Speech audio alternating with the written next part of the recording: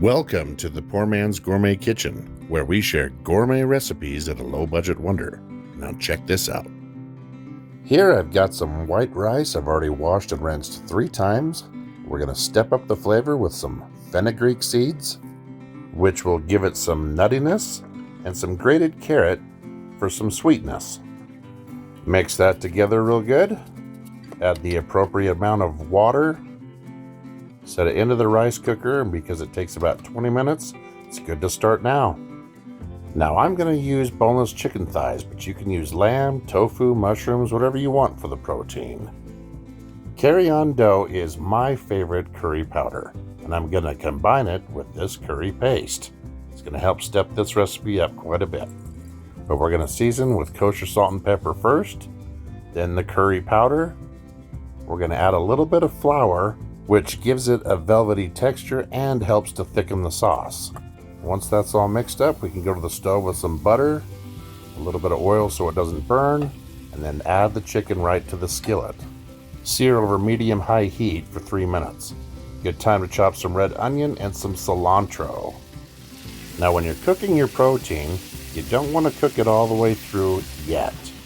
Okay, that sear is important because it gets that nice Maillard effect. But the protein has to cook in the gravy as well. So to keep it from overcooking, we're going to set it aside and let it rest for a bit while we get the gravy started. And of course we're going to use the same pan, so we're going to add onion to all those little yummy bits from the chicken in the bottom. Spread a well here for the curry paste to go right in the center. We want all those yummy ingredients in that paste to heat up as they mix in with this onion. And even though we're using a sweeter onion, like this red onion, it's not sweet enough. We need to add palm sugar. Granulated or brown sugar would be better to substitute if you can't find this. But as you mix this in, it will just melt right into that onion and into that curry paste and start to caramelize. Just in time for a little more curry powder seasoning, which needs to be stirred in and heated thoroughly, just in time to add the chicken back to the skillet. Now it's important to stir all of that curry paste into the chicken. Cover it completely so that each piece has its flavor. Greek yogurt is our next level ingredient, and this is lemon flavored Greek yogurt. I've used honey and I've used mango before.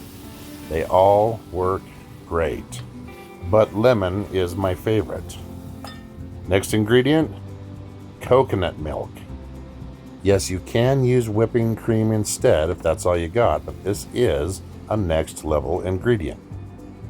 And this is a room temperature ingredient, so it shouldn't cold shock this too much as you stir it all in together. And as soon as it starts to boil, we're going to add our next level ingredient, Parmesan cheese.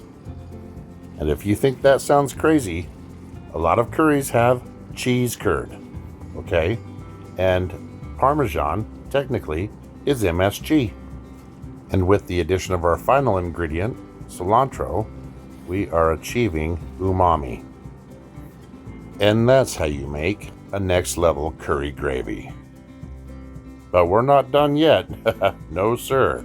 Gotta have naan. And this is the best naan I have found in the frozen section at my local Asian market. It comes in little bags of 4 like this, and you just pop it in a preheated oven at 400 degrees for 1 minute. Back to our next level steamed rice. Check this out. Look at the flake. Okay? This is exactly what you want. Nice and fluffy. So now we've got our next level chicken curry. Gonna spoon that over the top of next level steamed rice.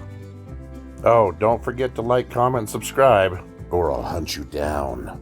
Top that off with some freshly chopped cilantro, and serve with a side of that garlic naan.